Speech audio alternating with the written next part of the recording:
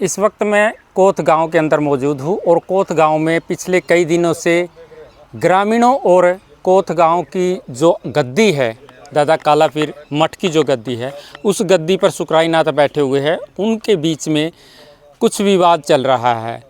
हालात ये है कि मामला प्रशासन की नज़रों में जा चुका है और आरोप प्रत्यारोप लग रहे हैं।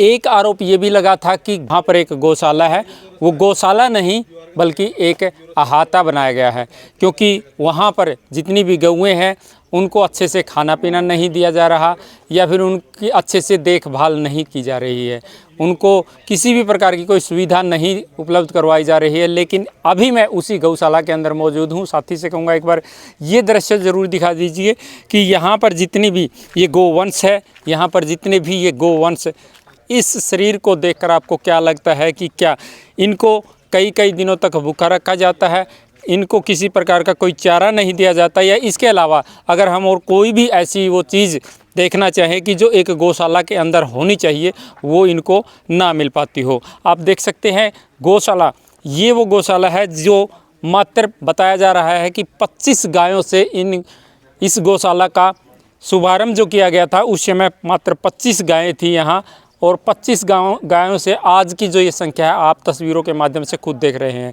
लेकिन इस प्रकार के जो आरोप है, क्या ये किसी राजनीतिक व्यक्ति की राजनीति का हिस्सा है या इसके अलावा कोई और मामला है, या अभी जो मुद्दा चला हुआ है उस मुद्दे को भटकाने के लिए इस प्रकार के आरोप प्रत्यारोप वो लगाए जा रहे हैं। यहाँ पर जो लोग काम करते हैं उनसे भी बातचीत करेंगे और जानेंगे कि आखिर ये जो मामला आरोप जो लगाए जा रहे हैं ये क्यों लगाए जा रहे हैं। हालांकि हो सकता है कि वो ऐसे कोई जवाब ना दे पाए, लेकिन फिर भी उनसे बातचीत ज़रूर करेंगे।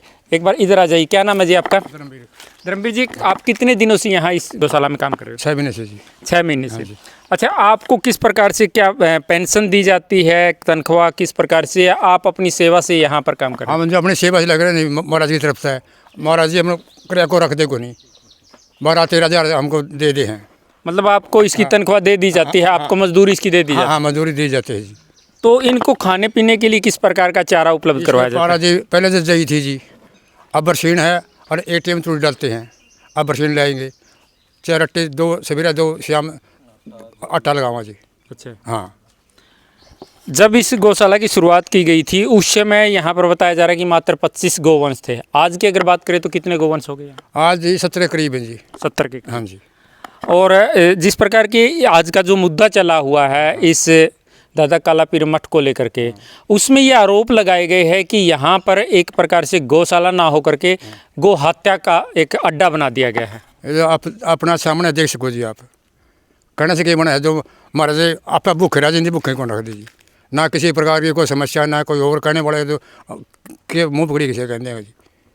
तो फिर आपको क्या लगता है कि जो लोग इस प्रकार के आरोप लगा रहे हैं वो किसी प्रकार की राजनीति कर रहे हैं या उनका कोई निजी स्वार्थ है? वो उनका निजी है जी। बाबा जी के खिलाफ महाराज जी गद्दी छोड़ दिया चले जाए, ये राजा पड़ता रहा है, और कुछ नहीं, यही चक्कर है जो कुछ नहीं हो रहा। महाराज जी ना जो किसी का खाना चाहते नहीं, आप अपना खाना देंगे, आप अपना स्वार्थ के लिए ठीक है, जो काम करे हैं बढ़िया करे हैं जी। वो तो टेटियाँ मढ़ा रहे उधर पुलिस साइड में, ये पत्थर पहाड़ा छेड़ा छेड़ रखे है, गौशाला ऐसा कर रखा जी। चोड़ी का आप देखे पीछे शर्ट देख कर आप हैं, और कोई कमी नहीं जी, कहने वाले के रूप है जी।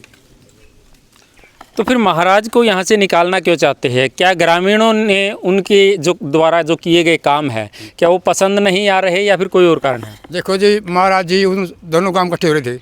उस महाराज जी बैठाया तो वो तो 2 भाई तो चले गए, शुरू से हार गए जी। उसने 1100 रुपये और चादर बाबा जी को उड़ाई। अच्छा, फिर तीसरे दिन वो बदल गए, बोला महाराज जी का हमको पसंद को नहीं महाराज जी। फिर हमारे भाई चरा डाटा कई काम आगे इकट्ठे हो गए यहाँ, उनसे आगे सारे बोले महाराज जी हमारे लिए पसंद है और महाराज जी को गद्दी बिठावा। और सबने एकत्र होकर जी इकट्ठे हो गए, महाराज जी बिठा दिया गद्दी पे। आप इसी कोथ गाँव से? हाँ जी, कोथ गाँव से जी। यहाँ कितने दिनों से काम कर रहे हैं? या 6 महीने से काम करेंगे। हाँ जी। अच्छा, क्या लगता है कि जो लोग आरोप लगा रहे हैं वो उन पर भी किसी प्रकार के आरोप पहले लगे हैं या फिर अब जो समय जो फ़िलहाल की अगर हम बात करें तो ये मामला प्रशासन की नज़रों में जा चुका है? आपको क्या लगता है इसमें सच्चाई क्या हो सकती है? देखो जी, हमारी नज़र में तो महाराज जी 7-8 साल के करीब हो गए बैठे ना जी, कोई कमी नहीं महाराज जी में। वो करने वाला जो कहे जो जी हमारे को नजर अब कमी नहीं है। हम छोटी कोच के हैं जी, छोटी कोच से हमारे ये भी 25-30 आदमी 50-100 शाम से मेरे आते जाते रहते हैं। ये कहते हैं बड़े गाँव वाले ये कहते हैं छोटी कोच को यहाँ पर मठ में सीढ़ी नहीं है। अच्छा। हाँ जी, क्यों? ये हमारा चौथा समय गए, यहाँ से गए हम, चौथा समय है हमें 3 आने की जमीन इन पे है, चौथा सही हमारा पे। आप कितने लोग यहाँ काम करते हो? हम 4 जी। अकेले गोवंश की सेवा के हाँ लिए? जी, 4 आदमी जी। और सभी को ये तनख्वाह दी जाती है या कोई सेवा भावना से भी? को सेवा में भी है जी, को तनख्वाह भी दी जाए जी। फ्री सेवा में कोई नहीं, अपना जैसा मैं 5 का काम करूँ 5 मिल जाए, 10 का काम करूँ 10 मिल जाए। गौ की सेवा के लिए जी फ्री में कोई नहीं करता, अपने स्वार्थ के लिए करे। मतलब जैसा आप करते हैं वैसा आपको उसका मेहनताना दे दिया जाता उसकी मेहनत दी जाती है जी। महाराज जी किसी को रख देने के लिए। है। आप भी यहीं गौशाला में काम करते हैं? हाँ जी, क्या नाम है आपका? सतपाल नाम है। सतपाल जी, आप बताइए ये गौशाला जो है कैसे चल रही है? ठीक चलिए जी, हम तो देख जवानों चल रही है यार सर्वे जी। तो यहाँ गऊओं को भूखा रखा जाता है? नहीं भूखा कोई, आगे तूड़ी पड़ी है जी, सब पूरी 4 जने ले हमारे रेडी बच गया। तो फिर जो आरोप लगा रहे हैं उनको लेकर के क्या कहना चाहिए? आप मुझे बताओ इस बात में।